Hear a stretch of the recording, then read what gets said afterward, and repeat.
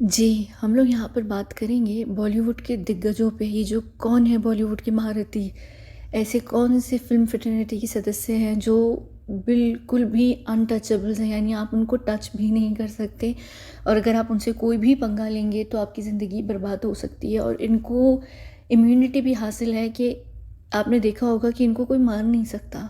तो इनको ये इम्यूनिटी भी क्यों हासिल है, ये आपको पता चलेगा जब मैं इस वीडियो के तुरंत बाद बात करूँगी इनके गॉडफ़ादर्स के ऊपर कि इनके गॉडफ़ादर्स कौन हैं जो इनको फाइनेंस करते हैं। ठीक है, मेरे ना आवाज़ बैठी हुई है और मेरा गला भी बैठा हुआ है। खैर, यहाँ पर सबसे पहले हम बात करेंगे, मैं सिर्फ यहाँ बता रही हूँ कि हम किन किन पे बात करेंगे, बाकी मैं इनके ऊपर सेपरेटली वीडियोस बनाऊँगी तो आप लोगों को पता चल जाएगा कि कौन कौन है, क्या क्या है। क्योंकि बॉलीवुड के अंदर एक चीज़ है, एक एक सिस्टम कह लें, एक हर जगह होता है, हर फ्रेटर्निटी में होता है, हर फील्ड के अंदर होता है, लेकिन कुछ लोग होते हैं जिनको आप छू भी नहीं सकते, वो आपकी पहुंच से बिल्कुल दूर होते हैं, यानी आप उनको टच तक नहीं कर सकते। इनसे पंगा लेना मतलब अपने करियर को बर्बाद करना, जो आपने देखा होगा सलमान की केस में या किसी की भी केस में। सलमान को कोई उंगली भी कर दे तो सलमान उसका पूरा हाथ काट देता है। जो उससे पंगा नहीं भी लेते उसके ऊपर गाड़ी चढ़ा कर भाग जाता है। यानी ये तो एक सिर्फ एग्जाम्पल्स हैं, लेकिन ये चीज़ें होती हैं, इन लोगों को हाथ लगा नहीं सकते। ये फिल्म फ्रेटर्निटी के अंदर या पूरी जो इंडस्ट्री है उसके अंदर ये लोग बैठे हुए कैसे हैं अभी तक। आप देखें, ये लोग ना फिल्म छोड़ते हैं, ना ये हीरोज़ का रोज़ छोड़ते हैं। इनको फिल्म्स भी मिलती हैं, इनकी फिल्म्स रिलीज़ भी होती हैं, बॉक्स ऑफिस पे भी अच्छा काम करती हैं, तो इनको फाइनेंस कौन करता है, ये किसके बल पर इतना अकड़ते हैं। सलमान खान का इवन अगर आप बिग बॉस भी यहाँ पर देखें, कहाँ गया, अगर आप इसका बिग बॉस भी देखें और अगर आप उसमें वीकेंड के वार को देखें, मैं नहीं देखती बिग बॉस, बिल्कुल भी नहीं देखती। मैंने सीज़न मेरा ख्याल से 3-4 से लेके जब इसने स्टार्ट किया था 7 तक मैंने इसका सीज़न देखा था, जब मैं उस समय पर इसके साथ, यानी हम वो छोड़ें, यानी जब मैंने इसके ऊपर टैब्स ओपन किए हुए थे तो तब मैंने ये देखे थे और मैंने इसके अंदर की अकड़, इसके अंदर की बदमाशी, इसके अंदर की जलालत, लोगों को दो कौड़ी का समझना, ये बार बार बातें करना कि भाई तुम अपनी अकड़ घर के अंदर दिखा रहे हो, बाहर निकलो मैं बताता हूँ, यानी धमकियाँ देना, ये सब ये किसकी बेस पे देता है, ये लोगों के करियर बर्बाद करता है। ये हो गया, या शाहरुख खान, आमिर खान को यहाँ पर हम ले लें। आमिर खान के बारे में आप लोगों ने इतना शायद सुना भी नहीं होगा, आपको पता भी नहीं होगा। आमिर खान एक इंतहाई सर चढ़ा, मुँह चढ़ा, नक चढ़ा इंसान है और वो फ़िल्म्स करता है, बेकार तरीन फ़िल्म्स भी करता है, फिर भी उसका करियर बंद नहीं होता। यहाँ नॉर्मल अगर हम किसी भी फ़िल्म स्टार की बात करें या किसी लड़की की भी बात करें, वो 1-2 फ़िल्म्स दे के अगर उसकी फ़िल्म नहीं चलती, उसका करियर ख़त्म हो जाता है। यहाँ पर आप करिश्मा को ले लें, वो एक सुपरस्टार है 90s की, स्टिल उसको कोई फ़िल्म नहीं मिलती, कोई काम नहीं मिलता, ऐसा कैसे हो सकता है। या यहाँ पर अगर हम इस तरफ भी जाएं, अमिताभ बच्चन के पास भी जाएं हम, तो आप देखें ये अपने टाइम के एक वाहिद ऐसे इंसान हैं, एक ऐसे अभिनेता हैं जो अभी तक काम कर रहे हैं, बहुत बेहतरीन काम कर रहे हैं, इनको फिल्म्स मिल रही हैं। बाकी सब कहाँ गए, धर्मेंद्र हैं, शत्रुघ्न सिन्हा हैं, और कितने लोग होंगे, देव आनंद होते थे, और उससे भी पहले और हज़ारों नाम थे, वो सब गायब, सब गायब। वो लोग कहाँ गए। विवेक ओबराय के पिता थे, मुझे नाम भी याद नहीं है कौन कौन जो उस टाइम के होते थे। किसी को काम नहीं मिल रहा, इनको मिल रहा है, तो इनको क्यों मिल रहा है, ये ऐसे कैसे चाहिए थे। सिर्फ अमिताभ होने से तो काम नहीं मिलेगा ना, अमिताभ ये आहिस्ता आहिस्ता ही बने ना। इनके ऊपर हम बात करेंगे कि इनको किसकी इतनी सपोर्ट है, क्योंकि आप फिल्म्स में आपको तभी काम मिलेगा जब आप अपने साथ मोटी रकम लेकर आएंगे। जब तक नोटों की गड्डी लेकर नहीं आएंगे अपने साथ, 3-4 फाइनेंसर्स नहीं उठाकर लेकर आएंगे, आपको फिल्म में काम नहीं मिलेगा। ये एक रीत है, रिवाज है। इवन आप लोग देखिए, चाहे आप लोग कॉलेजेस में जाएं, यूनिवर्सिटीज़ में जाएं, किसी जॉब में जाएं, अक्सर आपको पैसा भरना पड़ता है, पैसा देना पड़ता है सीट लेने के लिए, हर चीज़ लेने के लिए। तो बॉलीवुड के अंदर भी फिल्म चाहिए, पैसा दो, अवार्ड चाहिए, पैसा दो। यहाँ पर प्रोड्यूसर्स को पैसा फिल्म के अंदर आप देते हैं, जितना ज़्यादा आप पैसा लेकर आएंगे उतना बड़ा आपको रोल मिलेगा फिल्म के अंदर। ये होता है। आपको लग रहा होता है ना कि प्रोड्यूसर्स इनको पैसा दे रहे होते हैं, नहीं, प्रोड्यूसर्स सेलिब्रिटीज़ को पैसा नहीं देते हैं। प्रोड्यूसर्स सेलिब्रिटीज़ से पैसा लेते हैं अपनी फिल्म में आने के लिए, और जो उनके फाइनेंसर्स होते हैं वो प्रोड्यूसर को और बंदे को, जो उनका जो भी स्टार होता है जिसको रिप्रेजेंट कर रहे होते हैं, उसके लिए वो पैसा फाइनेंसर्स देते हैं। अब ये फाइनेंसर्स कौन होते हैं, इसके ऊपर हम बात करेंगे। सबके अलग अलग होते हैं, लेकिन अगर हम यहाँ नॉर्मली बात करें तो पूरी दुनिया में वही लोग, आपने देखा होगा कि जो पॉलिटिकल पार्टीज़ होती हैं जिनको सपोर्ट करते हैं, बिज़नेस टाइकून्स होते हैं, बड़े-बड़े देशों के ऐसे लोग होते हैं जिनको आप लोग जानते भी नहीं हैं, जिनको दुनिया में काउंट भी नहीं किया जाता अमीर लोगों में, जिनके कोई पता नहीं होता है। फिर डॉन वगैरह होते हैं, भाई लोग होते हैं जिनकी काला मनी होता है। तो ये वो पैसे होते हैं जिसको रोल किया जाता है प्रोडक्शन के अंदर डालकर। अब आपका ब्लैक मनी है, उसको वाइट करना है, तो आप कैसे करेंगे? आप कोई बिज़नेस खोलेंगे फ़ोर फ्रंट पे जो दुनिया को दिखेगा, ताकि आप उस पैसे को वाइट मनी करके यूज़ कर सकें। तो ये जो भाई लोग हैं, अब ये लोग तो फ़िल्म्स में काम नहीं करेंगे ना। इनके लिए कोई करेगा काम? भई वो किसी को करेंगे कि ये लो हमारा काला पैसा लो, ब्लैक मनी लो, उसको सफ़ेद करो, वाइट मनी करो। तो ये इस तरीके से चीज़ों को क्लीन किया जाता है। और कई सारी चीज़ें होती हैं, तो जिससे फ़ायदा निकलता है वो फिर उसको पेमेंट इन काइंड देता है। अब वो उसकी ब्लैक मनी जो करोड़ों, लाखों, अरबों में होगी, वो उसको बदल कर इनको देता है, तो ज़ाहिर-सी बात है कि वो उसी के साथ काम करेंगे। फिर सिर्फ़ यहाँ पर ब्लैक और वाइट मनी की बात नहीं होती है, यहाँ पर कई सारे एजेंडाज़ होते हैं, कई सारे ऐसे सेलिब्रिटीज़ होते हैं जो किसी एजेंडा पे काम कर रहे होते हैं किसी के साथ। कुछ ना कुछ होते हैं, जैसे यहाँ पर मैं जब इस आदमी के ऊपर बात करूँगी तो मैं बताऊँगी किसका क्या एजेंडा है। अगर हम यहाँ पर संजय दत्त के पास जाएँ, तो संजय दत्त का जो एक केस है, जो एक असला से जुड़ा हुआ है, वेपन से जुड़ा हुआ, आप लोग जानते हैं सब। कई सारी ऐसी चीज़ें होती हैं, बहुत कुछ होता है, ये लोग बहुत कुछ करते हैं और फिर इनको इसीलिए फाइनेंस किया जाता है। ठीक है? तो हम यहाँ पर बात करेंगे सबसे इम्पोर्टेंट और सबसे ज़रूरी ये इंसान है बॉलीवुड का। इसको भाई का अगर नाम दिया गया तो इसको एमी नहीं दिया गया। भाई का मतलब डॉन होता है, डॉन इसको भाई कहा जाता है बॉलीवुड का। ये बॉलीवुड का डॉन है और इसके अंदर इतनी ज़लालत है, इतनी अकड़ है इस इंसान के अंदर। ये चलते फिरते लोगों को धमकियाँ देता है, नेशनल टेलीविज़न पे लोगों को धमकियाँ देता है, लोगों का करियर ये बर्बाद करता है। ये किसके दम पे करता है, किसकी अकड़ पे करता है? किसी को कहता है लो तुमने 4 दफ़ा डंबल्स उठा के वेट लिफ्टिंग क्या कर ली, तुम्हें लगता है कि तुम मेरे सामने खड़े हो सकते हो? इसकी ये इस तरीके की बातें होती हैं। मैं इसको हमेशा ये एक बात है, इसने 8 डंबल्स उठा लिए तो इसको क्या लगता है कि इसके अंदर ये अकड़ है और ये इस अकड़ के साथ चल सकता है? कुछ भी नहीं, ये कोई इतना बड़ा, इसकी ऐसी कोई बॉडी नहीं है, इतना ये कोई है वो फिट किस्म का बंदा नहीं है कि किसी 2 इंसान को बाहर गिराएगा फ़ाइट में, फ़िज़िकल फ़ाइट में तो लोग गिर जाएँगे, ऐसा नहीं। इससे भी ज़्यादा लोग हैं जो उसको गिरा सकते हैं, लेकिन कोई इसको नहीं गिराता या इससे कोई लड़ता नहीं। क्यों? ये किसके दम पर इतना करता है, इसके ऊपर हम बात करेंगे। ये बहुत ज़रूरी चीज़ है। इसकी अकड़, इसकी बदमाशी, इसकी बदतमीज़ी, इसके अंदर का नखरा टखरा। ये एक फ़िल्म थी तेरे नाम, उसमें आपको याद होगा इसका बड़ा आइकॉनिक सा एक हेयर स्टाइल था। तो उस हेयर स्टाइल को लेकर कुछ इशू हो गया था इसका। तो डायरेक्टर इसको ये कह रहे थे फ़िल्म के, जो भी इसकी पूरी जो क्रिएटर्स वाले थे, डायरेक्टर्स थे और मेरे ख़्याल से जो इसकी लुक को देख रहे थे, मेकअप आर्टिस्ट, इसका किसी से कुछ पंगा हो गया था और ये अपने बाल नहीं बनवा रहा था उस वक़्त। तो डायरेक्टर्स इसको ये कह रहे थे कि देखो बहुत ज़रूरी है, तुम्हारी फ़िल्म के अंदर लुक बहुत इम्पोर्टेंट है, मत तंग करो ऐसा कुछ। ये इतना ज़लील इंसान है, ये गया, इसने रेज़र उठाया, इसने अपने पूरे बाल शेव कर दिए। इसने कहा लो अब तुमने फ़िल्म बना नहीं, बनाओ मेरे इस लुक के बिना। और फिर बाद में वो फ़िल्म में आपने देखा होगा कि ये गंजा हुआ था, तो ये इसने खुद किया था उस वक़्त अपने आप को गंजा। और फिर बाद में बहुत अकड़ रहा था, कह रहा था मैं बाल रखूँ या मैं बाल ना भी रखूँ तो मेरी फ़िल्म चल जाती है। यानी ये इसके अंदाज़, इसके अंदर की अकड़। आप किसी के की आपको सपोर्ट होती है तो आप अकड़ दिखाते हैं ना। आपकी बैकबोन है कोई, तो आप अकड़ दिखाएँगे ना। आप पूरी दुनिया को धमकियाँ देते फिरते हैं। हर किसी आपको कोई ये बोल दे कि भई आप शो होस्ट कर रहे थे तो इसलिए हमें नींद आ गई। उस पे कहने पे वो अरिजीत सिंह, उसकी ज़िंदगी उसने तबाह कर दी है। या हिमेश रेशमिया, और इसने बहुत लोगों की है। इसके बड़े-बड़े जो लोग हैं यहाँ पर, इनफैक्ट मैं यहाँ संजय दत्त और गोविंदा की भी बात करूँगी। आप लोगों को नहीं पता इनके बीच में कोल्ड फाइट चल रही है, इनकी कोल्ड वार चल रही है। तो मैं इन्हीं दिनों में जब मैं यहाँ पर सलमान के फाइनेंसेस के ऊपर बात करूँगी तो मैं इन दोनों के ऊपर भी बात करूँगी कि इनको पहले किसकी सपोर्ट थी, अब इनको किसी की सपोर्ट क्यों नहीं है और इनकी अब फिल्म्स क्यों नहीं आती, पहले एकदम आती थी और अब क्यों रुक गई हैं, इसके पीछे क्या कारण है। हालांकि अगर देखा जाए तो संजय दत्त और गोविंदा कोई नॉर्मल स्टार्स नहीं है, बहुत अपने टाइम के बड़े सेलिब्रिटीज़ हैं। और संजय दत्त को बहुत ज़्यादा इश्यूज़ हुए हैं उसकी लाइफ में, उसको फाइनेंसर्स नहीं मिलते, क्यों नहीं मिलते, इसके पीछे क्या रीज़न है। वो सलमान खान से कड़ी जुड़ी हुई है। और क्योंकि हम यहाँ पर सलमान खान से ही कड़ी जुड़ी हुई बात कर रहे हैं तो यहाँ पर एक और इंसान है जिसकी कड़ी सलमान खान के से जुड़ती है वो अक्षय कुमार भी हैं। लेकिन इनकी लाइफ में भी क्या इश्यूज़ हुए, सलमान खान ने इनको किस तरीके से नीचे करने की कोशिश की, फिर ये खुद कैसे निकल कर उसमें से आए, क्या हुआ, अब ये कैसे इनकी फिल्म्स को फाइनेंस कौन करता है, इसके ऊपर हम डिटेल में बात करेंगे, ठीक है। आमिर खान के ऊपर तो एक अलग पूरी स्टोरी होगी जिसमें मैं बात करूँगी। फिर हम यहाँ आ जाते हैं शाहरुख खान के ऊपर।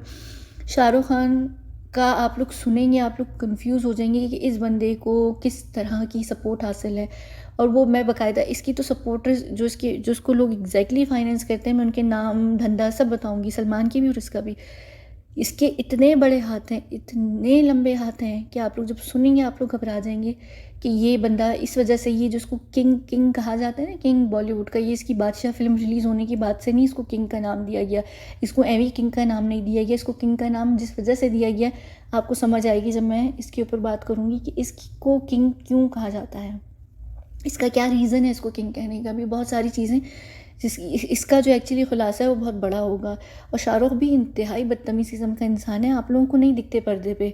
ये लोगों को मारना, पीटना, लोगों को जलील करना, अपने इर्द गिर्द जो इनकी कास्ट मेंबर्स होते हैं, क्रू होता है, जो बेचारे जब ये लोग इंटरनेशनल जाकर शूट करते हैं तो वहाँ पर जो दूसरे जो क्रू मेंबर्स होते हैं वो नॉर्मली लोकल होते हैं। ये लोग अपना बजट बचाते हैं तो वहीं से लोकल लोगों को हायर करते हैं, उनके साथ जलालत करना, जलील करना। इनके अंदर, सबके अंदर अकड़ है कि भाई हम हैं, मैं हूँ, मुझे कोई कुछ कह नहीं सकता, कर नहीं सकता, लोगों को दो कौड़ी का समझना, ये सारी चीज़ें किसकी बेस पे इनको अकड़ है। वरना यहाँ पर कटरीना कैफ की अगर मैं बात करूँ, यहाँ पर नहीं है मेरे पास शायद कटरीना की तस्वीर, कटरीना की ने एक दफ़ा ही ज़रा सी बदतमीज़ी की थी किसी से, तो उसके हर कोई अगेंस्ट हो गया था क्योंकि उसको किसी की उस तरीके से सपोर्ट नहीं थी। और वो बात तब की बात है जब सलमान खान से उसका ख़त्म हो गया था, रणबीर कपूर से भी ख़त्म हो गया था। तो अगर आपके पीछे सपोर्ट किसी की भी नहीं होती तो आप किसी दो टके के नहीं रहते, आपको क्रू भी जवाब दे देगा, आपको हर कोई जवाब दे देगा, क्योंकि आखिर में इंसान है हम सब। हम इनके थल्ले लगने नहीं आए, हम इनके क्या कहते हैं, हम इनकी ये हमारे कोई हुक्मरान नहीं है, ये हमारे ऊपर राज करने वाले नहीं हैं ये लोग। ये अपने किंग्स और भाईज और ये फलाना ढमकाना होंगे लेकिन है नहीं। और असल में नहीं, ये हमारा बहुत बड़ा कसूर है कि हमने इनको सर चढ़ाया हुआ है।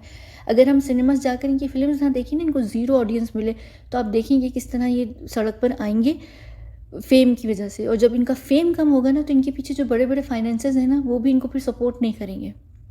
ये हमारे ऊपर है, हम ये कर सकते हैं, हम इनको ज़मीन पे लेकर नहीं आते हैं। सबसे बड़ा मसला हमारा ये, इनकी फ्लॉप तरीन फिल्में भी जो हैं 200 करोड़ का बिज़नेस कर जाती हैं। क्यों? क्योंकि हम लोग चूतिया लोग हैं, हम जाते हैं सिनेमा में, इनकी फिल्म्स देखते हैं, हम इनको बिज़नेस देते हैं। जिस दिन हमने इनको बनाया है ना, अगर हम इनको रोक दें बनाना, हम इनको वो सुपरस्टार समझना रोक दें, यहाँ पर आप इसके शो को देख लें, बिग बॉस को देख लें, ये इसने कौन सा सत्यमेव जयता एक शो किया था, या शाहरुख ने जितने आज तक शो किए हैं, या करण जौहर ये शो जो भी करते हैं, लोग जाते हैं सर करके बात करते हैं, रिस्पेक्ट करके, इनकी बकवास बोले जा रहे होते, भौंके जा रहे होते हैं, आपको जलील कर रहे होते हैं, सब आंखें झुका के सुन रहे होते हैं, मुंह पे इनकी कोई जवाब नहीं देता। इनको जब तक हम इनकी औकात नहीं दिखाएंगे ना, ये लोग, इनके अंदर यही अकड़ रहेगी और ये लोग इसी तरह फेमस रहेंगे। जब ये फेमस रहेंगे तो इनको बड़े बड़े फाइनेंसर्स जो हैं वो फाइनेंस करेंगे। ये फ्लॉप होने के बावजूद, घटिया तरीन एक्टिंग करने के बावजूद भी फिल्म्स करेंगे और ये हमारे सर पर चढ़कर नाचेंगे। और जब हम इनके करीब आकर इनको जवाब देंगे तो ये हमारी ही ज़िंदगियों को बर्बाद करेंगे। तो ये जो एक लूप होल है ना, एक लूप है, इस लूप को तोड़ना बहुत ज़रूरी है। इनको इनकी औकात दिखा के, शीशा दिखा के। अब इसकी फिल्म आने वाली शायद, पता नहीं ईद दिवाली, मुझे नहीं पता नाम भी सही से।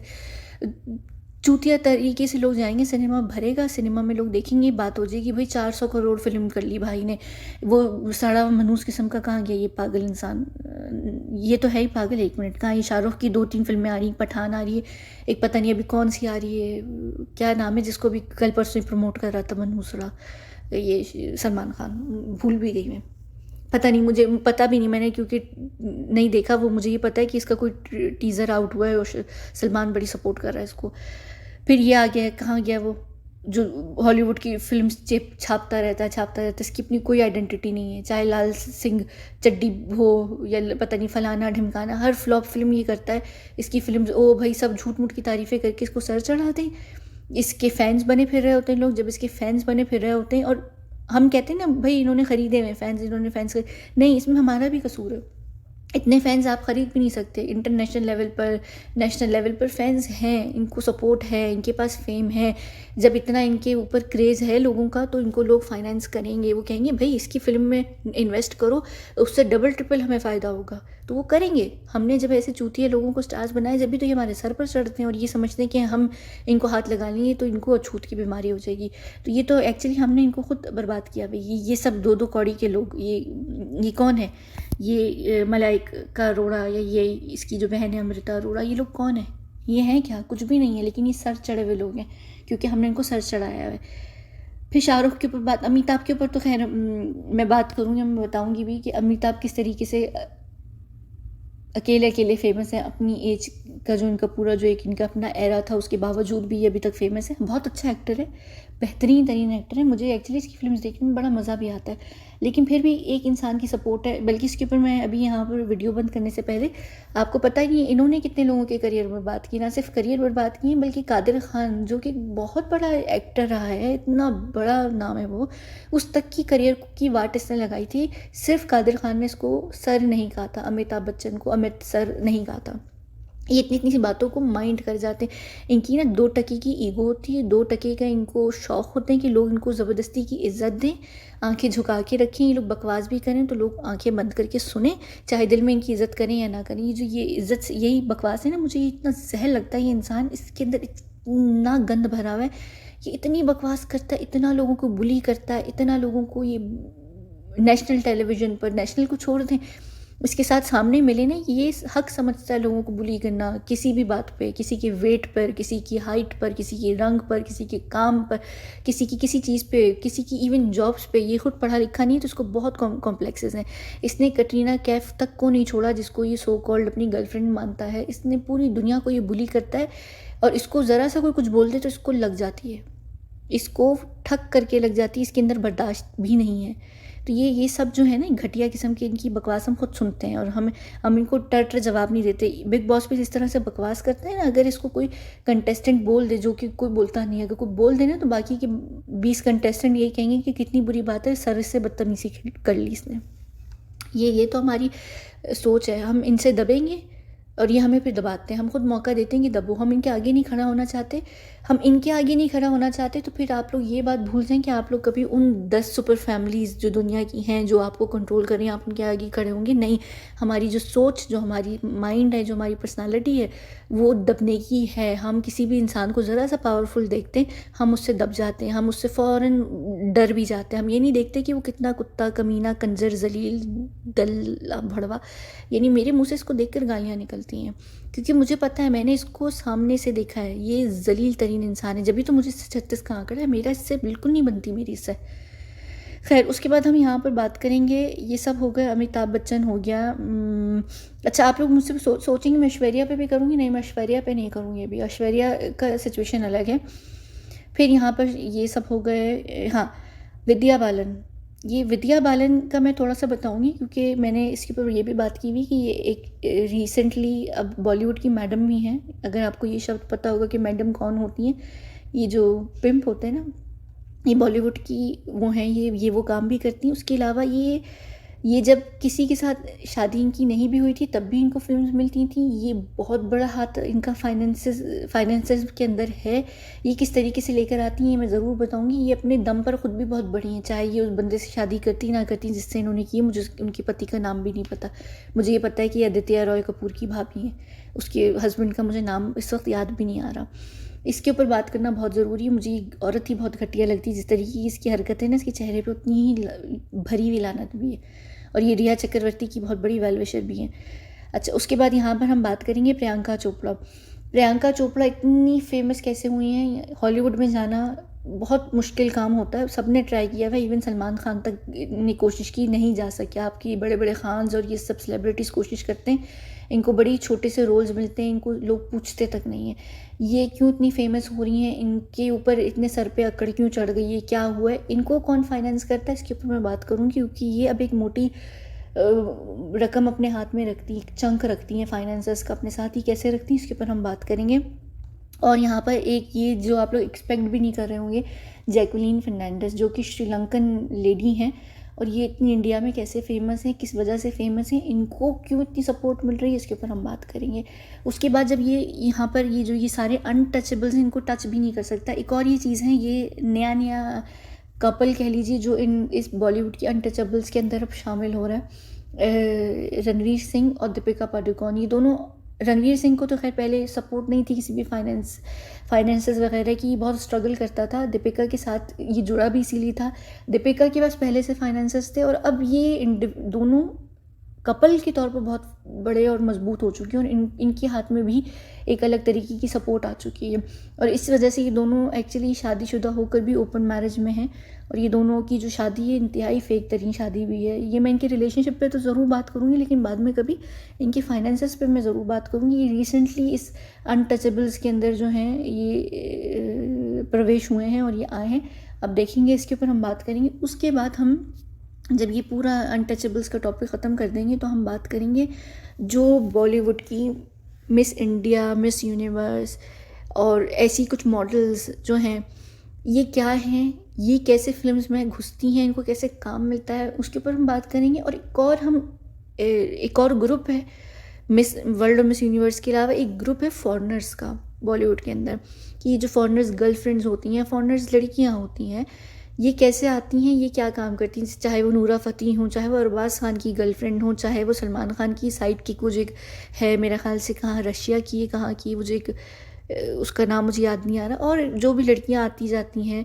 ये बॉलीवुड के अंदर कैसे घुसती हैं, इनको कैसे काम मिलता है, ये बॉलीवुड के लिए क्या करती हैं, ये क्यों करती हैं, ये सब के ऊपर हम बात करेंगे। ठीक है, ये 2-3 चीज़ें होंगी। सबसे पहले अनटचेबल्स, फिर मिस वर्ल्ड, मिस यूनिवर्स के ऊपर मैं बात करूँगी, और उसके बाद हम बात करेंगे जो फॉरेनर्स हैं बॉलीवुड के अंदर किसी भी रूप में, चाहे वो किसी की पत्नी के रूप में है, गर्लफ्रेंड के रूप में है, या आइटम सॉन्ग्स वगैरह करती हैं, जो भी करते हैं, अगर वो फेमस हैं बॉलीवुड के अंदर तो क्यों फेमस हैं। और यहाँ पर इससे पहले मैं ये वीडियो ख़त्म करूँ, मैं यहाँ पर एक चीज़ और बताना चाहूँगी कि हॉलीवुड के बाद पूरी दुनिया में सबसे बड़ी एंटरटेनमेंट इंडस्ट्री बॉलीवुड को माना जाता है। तो जितना हॉलीवुड के अंदर घुसना मुश्किल है, उतना ही बॉलीवुड के अंदर भी है। बॉलीवुड के अंदर आसान नहीं है, पूरी दुनिया कि एंटरटेनमेंट इंडस्ट्री के लोग बॉलीवुड के अंदर आना चाहते हैं, काम करना चाहते हैं। हालांकि जो पूरा अरब इंडस्ट्री है वो बहुत बड़ी है, बहुत पावरफुल है, उनका एक अपना लेवल है, वो लेवल बिल्कुल बॉलीवुड के उसमें है, लेकिन इत्तफाकन बॉलीवुड को सेकंड पे रखा जाता है हॉलीवुड के तुरंत बाद। तो खाली बॉलीवुड को, मैं आपकी दूसरी रीजनल इंडस्ट्रीज़ की बात नहीं करी, सिर्फ बॉलीवुड को। तो बॉलीवुड का एक अलग लेवल है, और उस इंडस्ट्री के अंदर किसी का भी घुसना बहुत बड़ी बात होती है। ठीक है, अरब पूरी इंडस्ट्री है ना, वो एक अपने लेवल पर बहुत अलग लेवल पर है, वो बॉलीवुड से भी ऊपर लेवल पर है, लेकिन स्टिल जो फेम या जो उसको एक्नॉलेजमेंट मिलती है वो बॉलीवुड को ज़्यादा मिलती है। जैसे कि एक इंडियन कुजीन है ना, पूरी दुनिया में बहुत फेमस है, हालांकि इंडियन कुजीन की बिल्कुल पार पे है पाकिस्तानी कुजीन भी, हर चीज़, लेकिन एक चीज़ होती है बस, वो हो जाती है फेमस। तो बॉलीवुड को एक अलग तरीके का फेम के हिसाब से बहुत फेम मिला हुआ है इंडस्ट्री के तौर पर।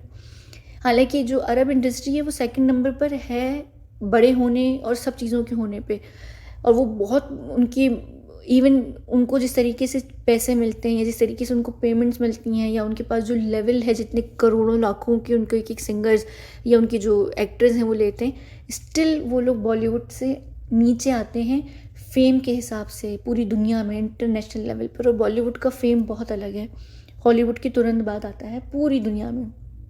लेकिन अब जो है वो जो कोरियन इंडस्ट्री है स्पेशली, वो बॉलीवुड से तो ऊपर जा चुकी है, वो हॉलीवुड को टक्कर दे रही है, और तकरीबन ये कहा जा रहा है कि आने वाले दिनों में कोरियन इंडस्ट्री हॉलीवुड को भी पीछे छोड़ देगी। लेकिन स्टिल वो अब जो है वो बिल्कुल घुस चुकी है हॉलीवुड के बीच में, यानी वो एकदम ऊपर से निकल कर आई है, चाहे वो उसमें म्यूज़िक हो या उसमें सीरीज़ हो या फिल्म्स हो, वो बहुत आगे जाने वाली है।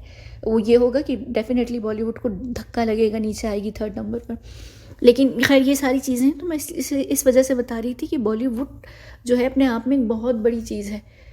तो इसके अंदर कोई अगर भाई है या किंग है या डॉन है, या इसके अंदर कोई इंसान फिल्म्स में काम करता है, या इवन इंटरनेशनल लेवल्स पे लोग निकल कर आते हैं किसी भी दूसरे देश से, चाहे वो कोई भी देश हो, आकर काम करते हैं बॉलीवुड के अंदर, तो वो किस वजह से आते हैं, ये आसान नहीं है घुसना। आप सिर्फ अपनी गोरी चमड़ी लेकर नहीं घुस सकते बॉलीवुड के अंदर, कई सारे रीज़न्स होते हैं।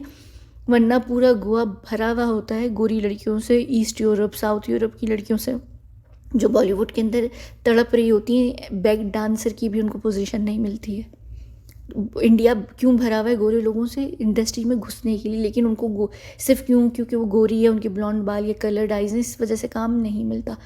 बहुत मुश्किल है इंडस्ट्री के अंदर घुसना, इंडस्ट्री के अंदर काम लेना। ये बहुत अंदर की डिटेल्ड चीज़ें हैं, कई सारी चीज़ें जो इस हम पूरी सीरीज़ में बात करेंगे। सबसे पहले अनटचेबल्स, फिर मिस इंडिया, मिस यूनिवर्स, जो भी मिस करके जिनको टाइटल्स मिले हुए होते हैं वो, और फिर तीसरे जो फॉरेनर्स हैं बॉलीवुड के अंदर, वो क्यों इतने फेमस हैं या वो कैसे फेमस बनते हैं, चाहे वो गर्लफ्रेंड के रूप में हो या किसी भी रूप में हो या किसी भी तरीके से हो। ठीक है, चलिए हम यहाँ पर बंद करते हैं। हम मिलते हैं अगली वीडियो में, जो कि सबसे पहला मेरे ख्याल से मैं स्टार्ट करूँगी शाहरुख खान से, क्योंकि शाहरुख के बेटे का भी जो पूरा इंसिडेंट हुआ, तो शाहरुख से बात करेंगे हम, बाकी सब पे जाएंगे। क्योंकि जब मैं सलमान पे बात करूँगी तो सलमान के साथ ही आगे पीछे भी मुझे वीडियोस करनी पड़ेंगी संजय दत्त और गोविंदा और अक्षय कुमार के ऊपर भी, क्योंकि सलमान से ही सारे लिंक जुड़ते हैं। लेकिन फिर इनकी अपने अपनी क्या क्या इश्यूज़ हैं उसके ऊपर हम बात करेंगे। ठीक है, और अगर आप लोग चाहेंगे तो सलमान की जो तीन गर्लफ्रेंड्स नहीं, 2 गर्लफ्रेंड्स, जो मेन 2 गर्लफ्रेंड्स थी ऐश्वर्या और कटरीना, इनके रिलेशनशिप जो सलमान के साथ था उसके ऊपर भी मैं बात करूँगी, पर बाद में आने वाले दिनों में। और इन्हीं दिनों के बीच के अंदर अंदर मैं सुशांत से रिलेटेड भी कुछ ना कुछ ज़रूर बात करूँगी, क्योंकि सुशांत से रिलेटेड कोई ना कोई अपडेट या कोई चीज़ अगर मुझे ऐसा लगा जो सेफ़ है देना, मैं आप लोगों को ज़रूर दूँगी। ठीक है, तो ये कुछ दिन इन्हीं चीज़ों पे हम बात करेंगे। मिलते हैं हम अगली वीडियो में, तब तक के लिए टाटा।